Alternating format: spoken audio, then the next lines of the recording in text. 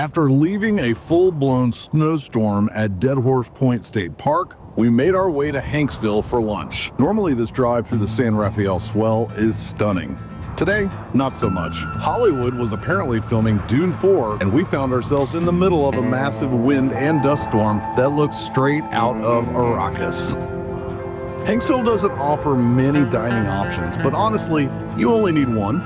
Stan's Burger Shack. Is it worth the detour to the middle of nowhere? Oh yes.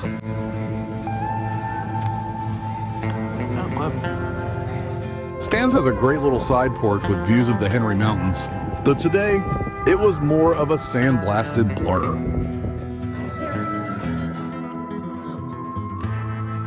These are huge. You got two. No. What flavor did you get? I got cookie dough. What did you get? Strawberry. All right, let's ride. Isn't it good? Yeah, we had to eat it down something. That's what she said. We caught a quick silhouette of Factory Butte before fleeing the dust cloud with sand in our noses and burgers and milkshakes in our bellies.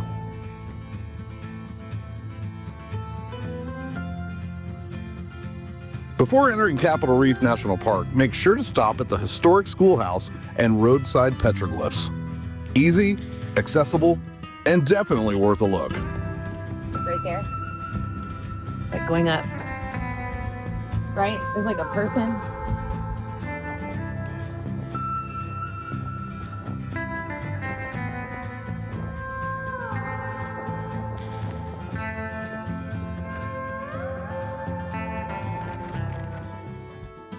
With the wind still howling, we took the scenic drive through Capital Reef. This 7-mile route traces the edge of the Water Pocket Fold, a 100-mile-long wrinkle in the Earth's crust, unlike anything else in the United States. As you drive, your windshield transforms into a massive IMAX screen.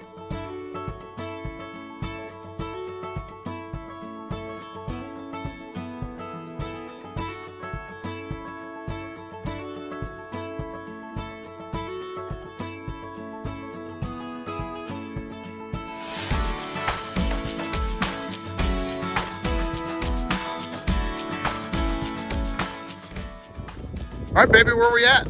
We're at Capital Reef. What's so big about Capital Reef? The wind. I mean the rocks. Isn't that what you would call it? Sure, they're rocks. It's so massive. So about 40 miles from here is a complete dust bowl. And We took video of that. we went up in elevation, and now we're in the sunshine, and the wind chill is unbelievable. Now there's a lull in the wind though now. I don't look like I'm about to get blown away. That's right. What do you think of Capital Reef? It is so massive and like gargantuan. And the way the rocks are just like that. Like That's Mr. a terrible Robot dance move. Is there a robot dance? Robot dance move. It just looks like so cool. It looks like a waterfall to me. That's Good. cool.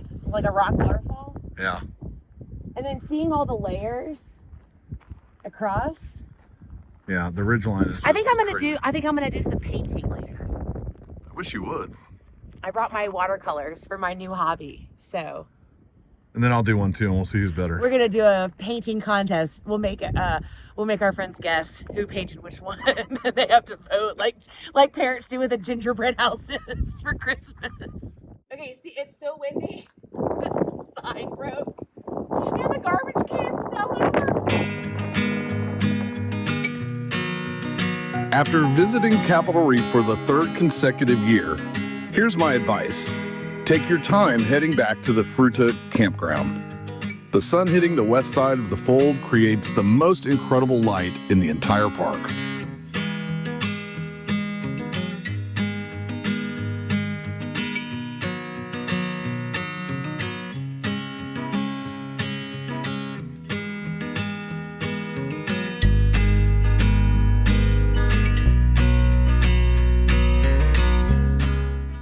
All right, so we're at Capital Reef right now at the Fruta campground. Beautiful, beautiful, stunning conditions. However, the wind is just insane. We just had a huge gust come back.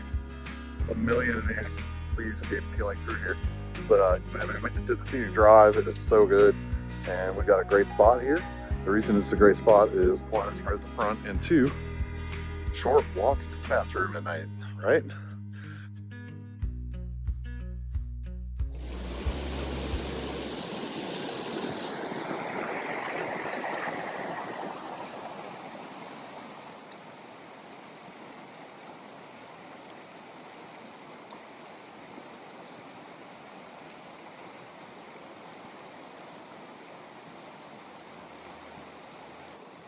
This is the Fremont River, and it goes all the way around Capital Reef. We drove over it like 3 times today, and that is some more rocks.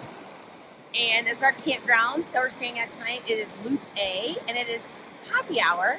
And I'd just like to remind everyone that we were the champions at bocce this past year. This is a tree that I think might have gotten hit by lightning. But that's just my unprofessional opinion. But I bet there's some animals that live up in here. So check this knothole out. What kind of tree do you think this is? Dead? I don't think it's dead.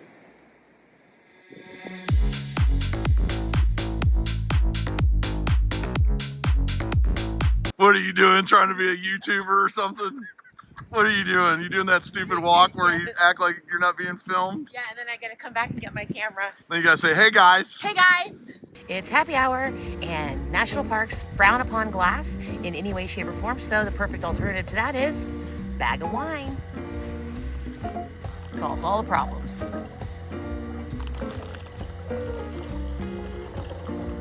Ta-da! So classy. Nothing but the best. Corey is not usually on video, but he's got some things he'd like to share with us tonight. So, Corey.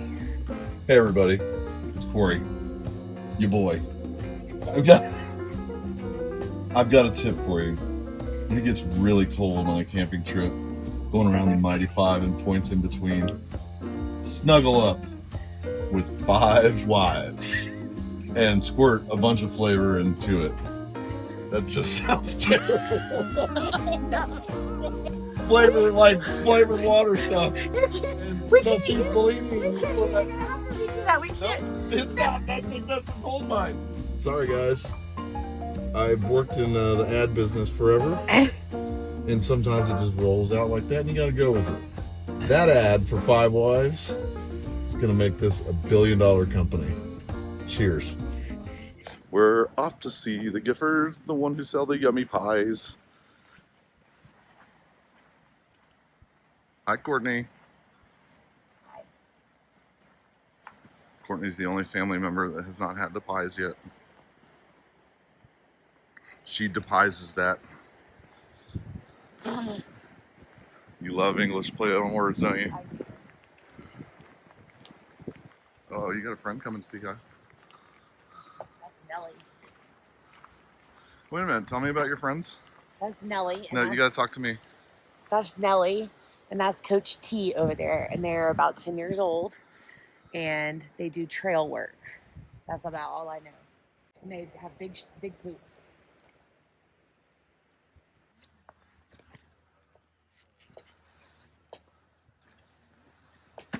Courtney. Pies. You're a poser. That was a good photo. Yeah. Thank you. You want to see Mama?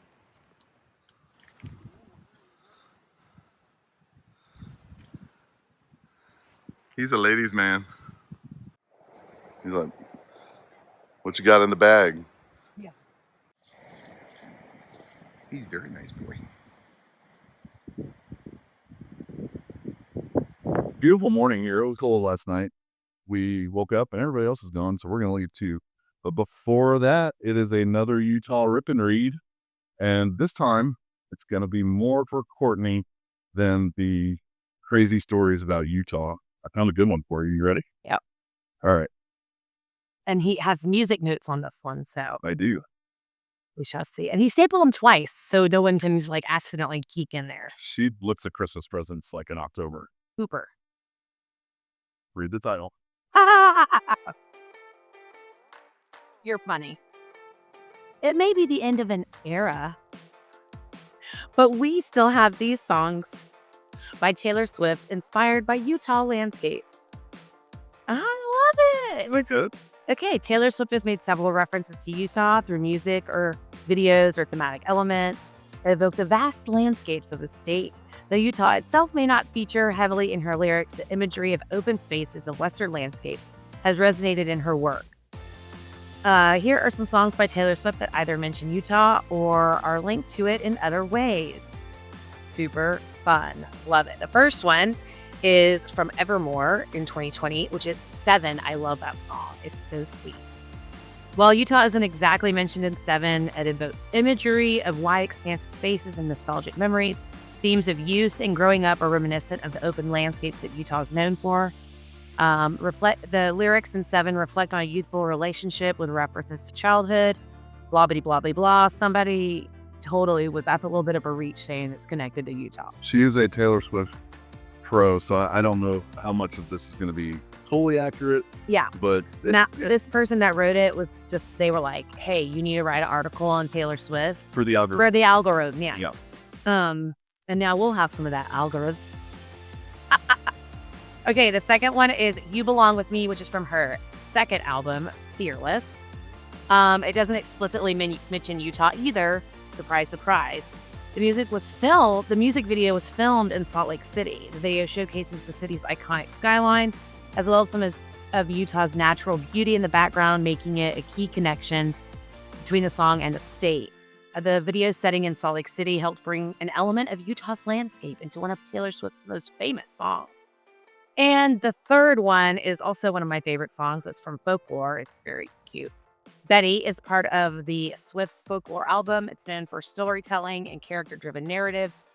Again, while Utah is not explicitly mentioned in the song, many fans interpret the Western themes in Betty as evoking the spirit of states like Utah. The song's themes of youth, regret, and reflection on past relationships are echoed in the wide open and often reflective environment of Western landscapes like those found in Utah.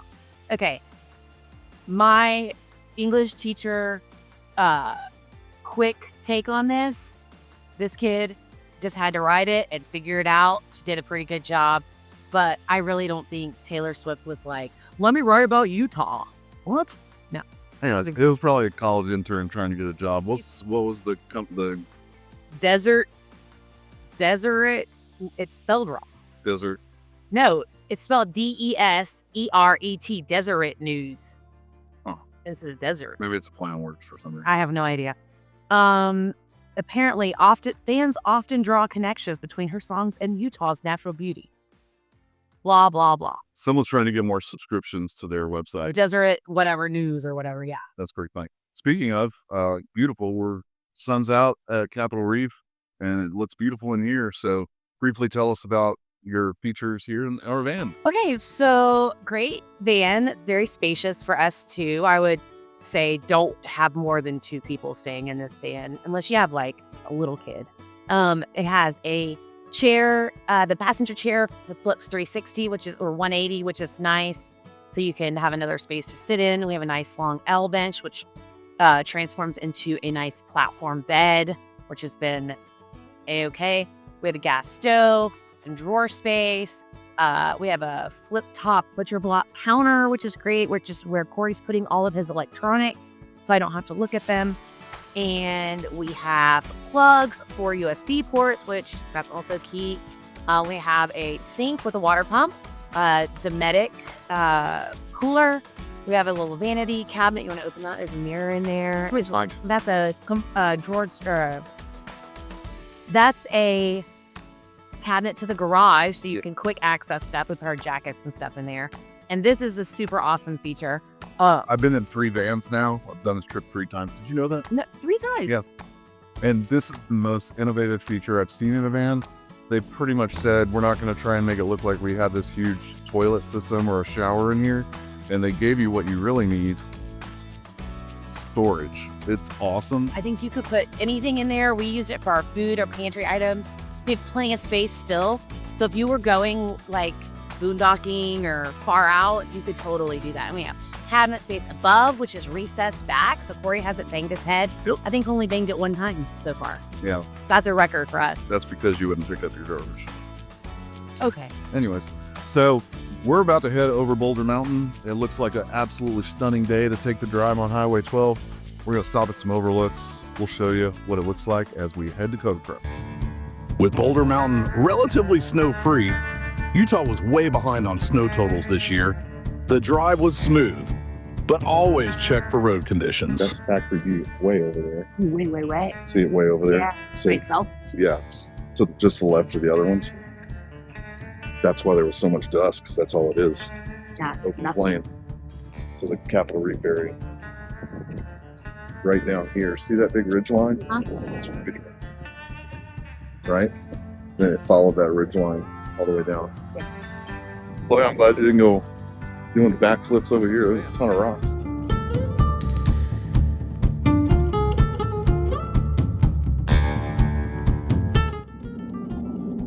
This is it, really. It doesn't get anything crazier than this. Don't, that you're full of crap. I know that's not true. There's about to be a bunch of warning signs, I bet. Yeah, it says go 10 miles an hour. Does it? No. Oh. All right, here we go. Okay. Welcome to the Hogbacks. Ooh. Yeah, I could see why you would not want to do this if it was Windy? windy, Snowy? snowy, icy, Windy? dark. This is where Chloe and I stopped right here. Oh, cool. It's 4 miles long. Oh my goodness gracious. Look down. No. Huh. Look down. No. I will, but not until we pass this Cruise America RV. They should sell advertising on the side of these things. Oh my. Oh, So that's Lower Cap Creek down there. quite the tumble. This is a 14% grade. Yep.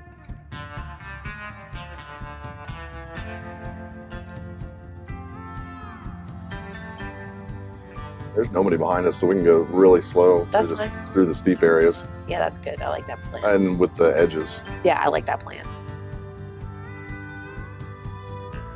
What's that down there? Just stuff. Canyon stuff. I don't ever really want to know. No. Oh. It's going up.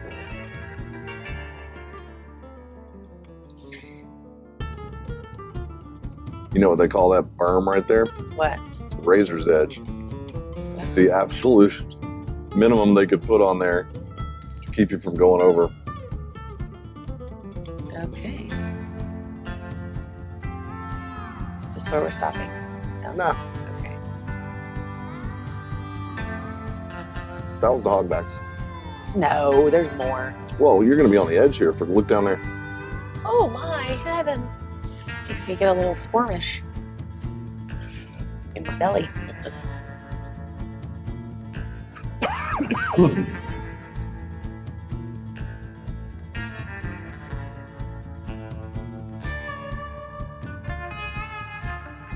No passing. Yeah, no kidding.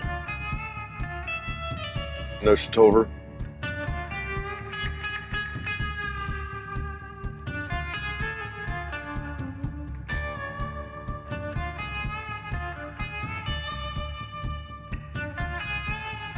That really was the hogback portion. This is just the shelf road that takes you to Escalante now. Gotcha. So you made it, Courtney. Okay. I think you're full of crap. No, I'm and to the Lord. Okay.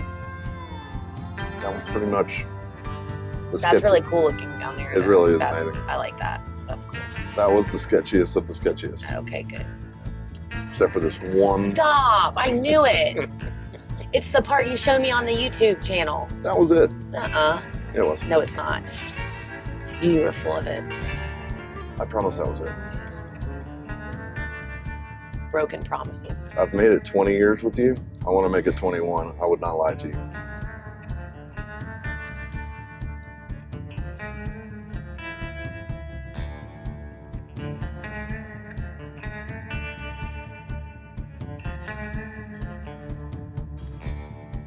Yeah, bull crap. That's what I thought. There's other things, but that was the hogbacks. Okay. If you say hogbacks one more time, You know what I'd like? my dog's back. Hogback sandwiches. Would you like some your dog's back? Give me my dog's back. Give me my hog's back. Zach Bryan calling you out. You can do a sequel to the song. It's funny, we actually thought the beginning, listen to that. Was give my dog's back. Give me my dog's back would have been a great What, song. I mean, Totally changes the song. yes, it does. I guess it's still about a breakup. You're still gonna want your dogs back. And I have a really good rip and read for this area. Oh yeah. There's a roomy, well, it's interesting. You're gonna like it. It goes right there with your wanted posters. Oh yeah. It's a crazy story. This is our hogback rip and read. The War of the Hogbacks. This is from Utah.com. In the unforgiving wild of the 18th century Utah, a brutal war for survival ends in a legendary last stand where warriors trapped atop Calf Creek Falls, which is where we are. I can hear it. Well, that's part of the creek. Is that the falls? The falls are 3 miles that way. Oh, we're not going there. No. Chose death over surrender, their shadows forever etched into the stone. Oh, this happened in 1762. In the 1700s, before settlers arrived, the Red Cliff Paiute of Escalante and the White Canyon Ute of Boulder waged war over a sacred spring atop the Hogbacks, a treacherous ridgeline. Treacherous? Well, we just went over it. Yes, it was treacherous. Ridgeline of slick rock and sheer drops. A brutal drought forced Ute hunters into Paiute territory, violating a fragile peace and igniting conflict. At dawn, Chief Tavaka led his Ute warriors up the ridges, only to be ambushed by Chief Gray Eagle, I like that, and his hidden Paiute fighters. The battle was as deadly as the land itself. One wrong step meant a fatal plunge, and rattlesnakes, disturbed by the chaos, struck at warriors who tumbled into the brush. Arrows rained, war clubs shattered bone. In the final moments, Gray Eagle struck Tavaka down, sending him down, falling into the canyon below.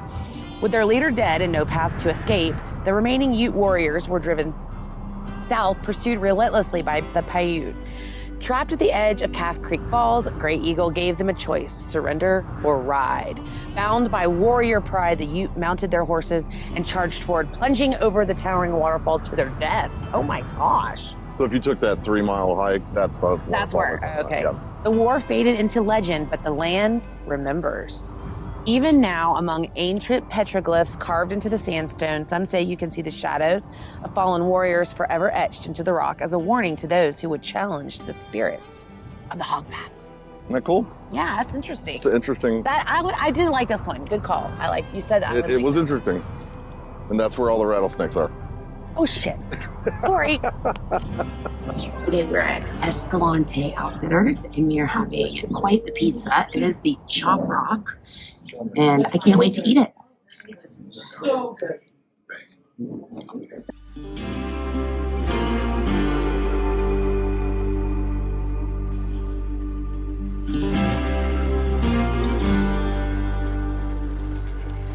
If you're headed to Bryce Canyon, Kodachrome Basin State Park is a perfect place to stay. Amazing campsites, clean facilities, even hot showers. Kodachrome Basin is very nice. The park is pristine. It's well outfitted. It's got almost everything you need except an ATM. I'm excited to try out the showers. That's going to be a highlight. And our campsite is so cute. It has a little bridge where I think a little stream runs by when there's rain, but it's pretty dry right now. But I really like it. It's very quaint and private and relaxing and quiet, which is hard for me. Somebody you know has already stayed here before. That would be Chloe at this very same site.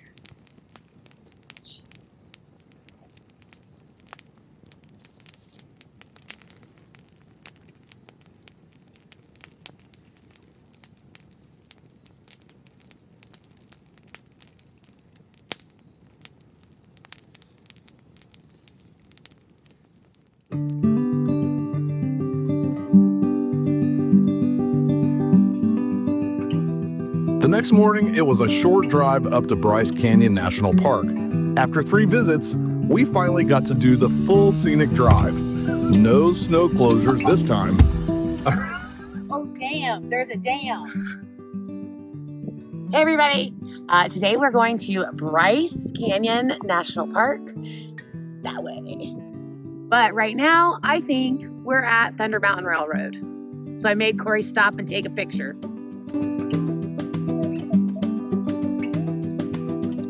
It's icy right there.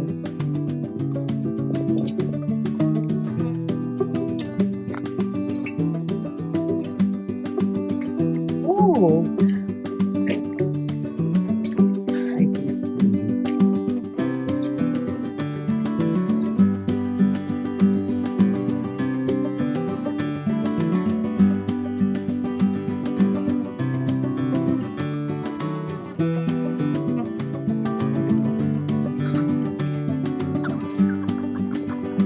Okay, I'm getting wet now.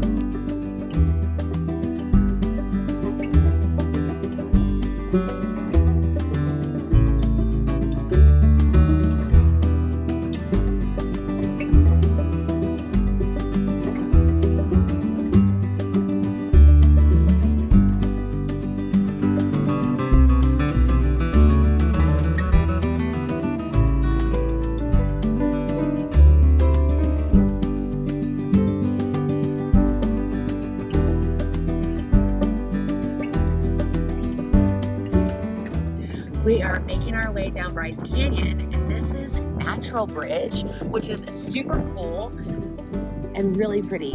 It also reminds me of Thunder Mountain Railroad.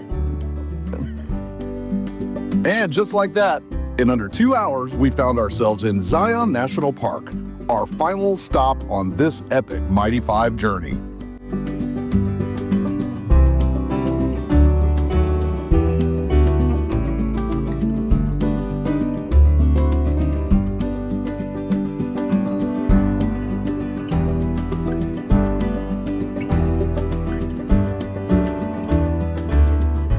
What's up, boys? Thought I'd give you a little shot of our pimp campsite tonight at Zion National Park. Courtney's very happy with it. We're going for our evening nature walk. Beer and wine walk. This is coffee. Yeah, right. with a kick.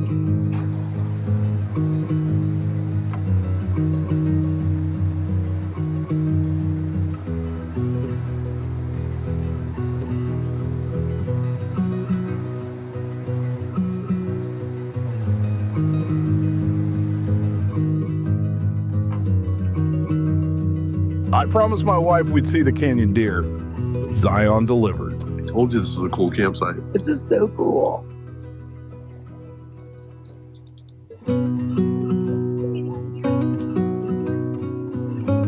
After over 1,000 miles on the road, it's moments like this that make it all worthwhile.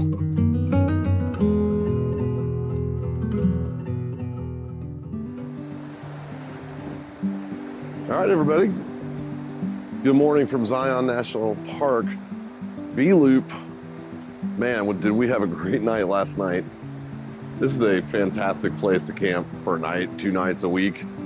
We pulled a really, really good spot, and we're gonna show that off to you, but we're right here in the heart of the Watchman Campground, and this is B-Loop. This is the second time I've stayed at B-Loop. It's a little bit more, I don't know, there's more plants and stuff here that kind of separate you from your neighbors. A-Loop is really nice, it's closer to the front. But here's our river that we camped on last night. Probably got down to the 30s last night. It was warmer than it has been for us overnights. It's gonna be about in the 50s, 60s today. Very, very pleasant in the sunshine. Let's go and see our tiny little campsite over here. And here's our tiny, tiny little campsite that backs up right to the river. Just kidding. This whole thing is our campsite. This is campsite 44. I find it helpful to kind of show off campsites like this because people want to know what they're getting into when they're trying to find the ultimate sites. But B44 here at Zion National Park is really, really nice. It's intended for a 50-foot RV. We have a 22-foot. Are you allowed to do that? Who cares? I did it anyways. We pulled it right up to the gate, or the fence right here. Cracked the door this morning, you can hear the river. Courtney campfired a little too hard last night, so unless she sticks her head out, I'm gonna leave her alone. We are renting a van from Vancraft out of Salt Lake City, Utah. It's a fantastic van. The interior is awesome. It's very well thought out, lots of room to store stuff, plenty of storage for clothes, food. It's really good stuff. We paid full price for this, so this is just me telling you it's a great van service. They build vans in Salt Lake City, and we have loved it. This is my third trip out to Utah. I've used 2 different type vans out here. This one might be our favorite. It's just really, really nice. These Mercedes Sprinter vans drive really, really well. Except for when you get massive crosswinds and the crosswind assist kicks in and scares the bejesus out of you. And with that, I've now taken every member of my family on a Mighty 5 road trip. We've got a ton of experiences from these parks on our channel. So if you've enjoyed this, give it a like, subscribe, and share it with anyone dreaming of their own Utah adventure.